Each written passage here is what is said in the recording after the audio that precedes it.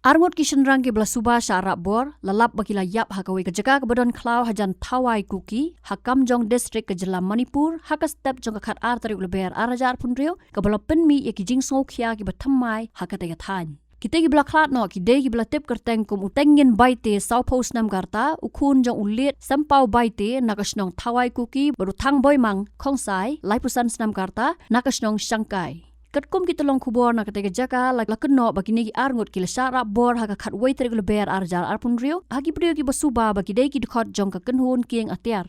ke kenhun wat benya hadin bagi la wat ki jaka Khlaw bemarjan ki la lap ki met jong ki haka step jong ka sngi palai katega jing jaka la nang penjur su ke jing bamdon ke jing singan haki benta jong ka kamjong bat ki district bemarjan ki barang songs ir haki ni ki banai beladap Haka juk kapor, kabos nong Shangkai, kalapan pau, makatega jingja kalawan jia hadin bun ki jinglong jingman bam sngotanat ki bala jia haki por bala dep. Laong begini ki Arngut ki nong snong ki la lej ban moramot yo pipe henrei la Kdew bagi la Shah Rahbor haka juk kesngi. Hapapan pau ya ke jing songkhia halor ke jinglong jingman, kabos nong kala kerpat ya ke sorkar Manipur bat ki bor badai pej ban tuklar, ban penti kenai ya ke jing sngan jong ki nong snong, bat ban shimru ya ki lat ki lenti ban khang lat ya ki jingja ki ba wanra jing thot haka tega than. Ki bor badai kimpat penmi ya ke jing pen pana ka basai haka baya dei bat ka tega jingja.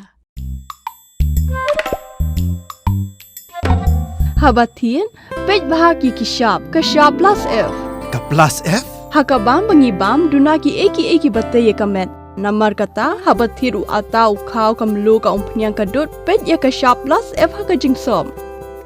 Yaki nutrient kum ki vitamin bat ka iron la icon diat bat ka bathau bha kam khta I ka dur jing ki mar bam ka jing mat lani ka rukom shed yaki. Balehi banai kita. Kadon ka we ka jing mentoy ba kongsan. Ka kot ka khia. Ka nutrition bakam bha ka jing im bakam bha pendon kam daki mar ba madon ka Shah plus F menta kasni Lawan Ra Shapi Lingbah ko office jong commissionerate of food safety Meghalaya